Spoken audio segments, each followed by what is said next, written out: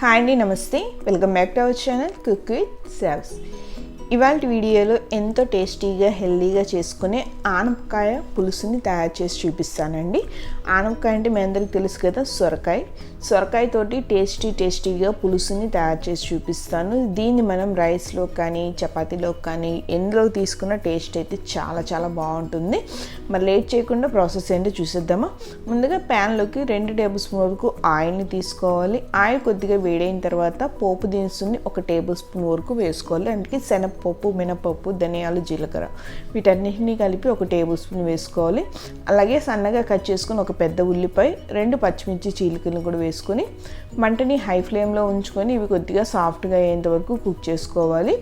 ఇందులోనే 1 రెమ్మ కరివేపాకును కూడా వేసుకొని ఒకసారి బాగా మిక్స్ చేసుకోండి. ఆనియన్స్ మరీ బ్రౌన్ కలర్ రావాల్సిన అవసరం లేదండి, కొద్దిగా ఫ్రై అయితే సరిపోతుంది.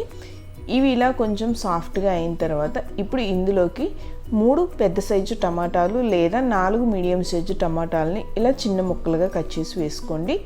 టమాటాలు అనేది మనకి కొద్దిగా సాఫ్ట్గా కుక్ అవ్వాలి. ఇలా ఒకసారి బాగా మిక్స్ చేసుకున్న తర్వాత ఇప్పుడు ఇందులోకి 1/2 టీ స్పూన్ పసుపు, రుచికి సరిపడా ఉప్పును కూడా వేసుకొని ఒకసారి బాగా మిక్స్ చేసుకోండి. సాల్ట్ వేయడం వల్ల మనకి టమాటాలు అనేది త్వరగా మగ్గుతాయి. మంటని మీడియం ఫ్లేమ్లో ఉంచుకొని టమాటాలు కొద్దిగా సాఫ్ట్గా అయ్యేంత వరకు ఇలా మిక్స్ చేసుకుంటూ వీటిని కలుపుకోవాలి. ఇప్పుడు ఇందులోకి 1/2 కిలో పైన స్కిన్ తీసేసిన సొరకాయ ముక్కల్ని వేసుకోవాలండి. సొరకాయ ముక్కలు మీకు కావాలంటే ఈ సైజులో వేసుకోవచ్చు, లేదంటే ఇంకొంచెం చిన్న ముక్కలుగా కట్ చేసైనా వేసుకోవచ్చు. ఇప్పుడు ఈ మొత్తాన్ని ఒకసారి బాగా మిక్స్ చేసుకొని 1 నిమిషం పాటు మంటని మీడియం ఫ్లేమ్లో ఉంచుకొని బాగా కలుపుకోవాలండి. ఇప్పుడు దీని మీద మూత పెట్టేసి మంటని లో టు మీడియం ఫ్లేమ్లో పెట్టుకొని ఇవి సొరకాయ ముక్కలు అనేవి సాఫ్ట్గా అయిన వరకు కుక్ చేసుకోవాలండి. అలాగే మధ్యలో మిక్స్ చేసుకుంటూ ఉండాలి. అవి మధ్య లోపల మనం మసాలాని ప్రిపేర్ చేసుకుందాము. ఒక ప్యాన్లోకి 1 టేబుల్ స్పూన్కు పచ్చిశనగపప్పును తీసుకొని వీటిని కొద్దిగా దోరగా వేయించుకోవాలండి. ఇప్పుడు ఇందులోకి 1/2 టీ స్పూన్ జీలకర్ర, 1/2 టీ స్పూన్ ధనియాలు, 1 చిటికెడు మెంతులను కూడా వేసుకొని ఇవి కొద్దిగా దోరగా అయ్యేంత వరకు మంటని లో ఫ్లేమ్లో ఉంచుకొని ఫ్రై చేసుకోవాలి.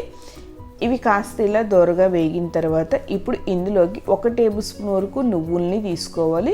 నువ్వులు కొద్దిగా చిటపటమన్న తర్వాత ఒక 4-5 ఎండుమిర్చిని ఇలా చిన్న ముక్కలుగా కట్ చేసి వేసుకోండి. అలాగే 1 టీ స్పూన్ వరకు ఎండు కొబ్బరి పౌడర్ని కూడా వేసుకొని ఒక 2 నిమిషాల పాటు ఫ్రై చేసినట్లయితే మనకి పోపు దినుసులు అనేవి చక్కగా ఫ్రై అవుతాయి. ఇప్పుడు వీటన్నిటిని పూర్తిగా చల్లారనిచ్చి ఒక మిక్సీ జార్లో వేసుకొని మనం పౌడర్ చేసి పెట్టుకోవాలి. ఈలోగా మనకి ఆనపకాయ ముక్కలు కూడా బాగా సాఫ్ట్గా కుక్ అయ్యాయండి. ఇలా కుక్ అయితే సరిపోతుంది. ఇప్పుడు ఇందులోకి ఒక చిన్న నిమ్మకాయ సైజ్ అంతా చింతపండుని నానబెట్టేసి రసం తీసుకొని ఆ చింతపండు రసాన్ని కూడా ఇందులోకి వేసుకోవాలి.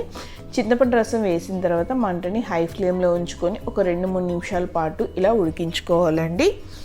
2-3 నిమిషాల తర్వాత మనకి చింతపండు గుజ్జు అనేది బాగా ఉడికింది కదా. ఇప్పుడు ఇందులోకి మనం ముందుగానే ప్రిపేర్ చేసి ఉంచుకున్న మసాలా పౌడర్ని కూడా వేసుకొని ఒకసారి బాగా కలుపుకోండి.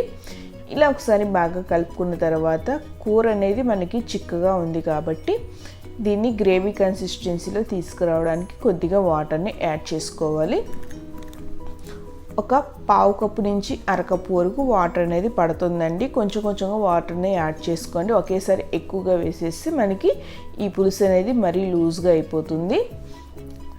మసాలాలు వేసిన తర్వాత ఒక 2-3 నిమిషాల పాటు మీడియం ఫ్లేమ్లో ఉంచుకొని మిక్స్ చేసుకుంటే సరిపోతుందండి. ఇప్పుడు ఫైనల్గా 1 టీ స్పూన్ వరకు బెల్లంని వేసుకోవాలి. బెల్లం వేయడం వల్ల మనకి టేస్ట్ అనేది బాగుంటుందండి. బెల్లం వేసిన తర్వాత జస్ట్ ఒకసారి బాగా మిక్స్ చేసుకొని 1 నిమిషం పాటు ఉంచేసుకుంటే సరిపోతుంది. ఫైనల్గా కొద్దిగా కట్ చేసుకున్న కొత్తిమీరని కూడా వేసుకుంటే మనకి సొరకాయ పులుసు అనేది రెడీ అయిపోతుందండి. దీన్ని మనం రైస్, రోటీ, చపాతీ ఇలా ఎందులో తీసుకున్నా సరే టేస్ట్ అనేది చాలా బాగుంటుందండి. మీరు కనుక ఈ రెసిపీని ఎప్పుడు ట్రై చేయకపోతే ఒక్కసారి నేను చెప్పిన పద్ధతిలో కర్రీని ట్రై చేసి చూడండి. చాలా టేస్ట్గా వస్తుంది. మీ అందరికీ చాలా బాగా నచ్చుతుంది. అలాగే పిల్లలకి బాక్స్లోకి ఈ సొరకాయ పులుసుని రైస్తో కానీ రోటీతో కానీ పెట్టండి. చాలా బాగుంటుంది. సో ఫ్రెండ్స్, మీకు ఈ రెసిపీ నచ్చితే మీరు కూడా తప్పకుండా ఒక్కసారి ట్రై చేయండి. చాలా బాగుంటుంది. అలాగే మీరు ఈ రెసిపీని ట్రై చేశాక మీకు ఎలా కుదిరింది అనేది నాకు కామెంట్ సెక్షన్లో కామెంట్ చేయండి. అలాగే ఈ వీడియో కనుక మీకు నచ్చినట్లయితే మీ ఫ్రెండ్స్ అండ్ రిలేటివ్కి షేర్ చేయండి. వీడియోకి ఒక చిన్న లైక్ చేయండి, సబ్స్క్రైబ్ చేసుకోండి. అలాగే మీలో ఎవరైనా నా ఛానల్ని కనుక ఫస్ట్ టైం చూస్తున్నట్లయితే, నా వీడియోస్ కనుక మీకు నచ్చినట్లయితే, ఇలాంటి ఇంట్రెస్టింగ్ రెసిపీస్ని మీరు ట్రై చేయాలి అనుకుంటే వెంటనే కుక్ విత్ శ్రావ్స్ ఛానల్ని సబ్స్క్రైబ్ చేసుకొని పక్కనున్న బెల్ ఐకాన్ని క్లిక్ చేసేసి ఆల్ ఆప్షన్ని క్లిక్ చేసి పెట్టుకున్నట్లయితే నేను ఎప్పుడు ఇలాంటి కొత్త వీడియో పెట్టినా మీకు వెంటనే నోటిఫికేషన్ వస్తుంది. Thank you for watching.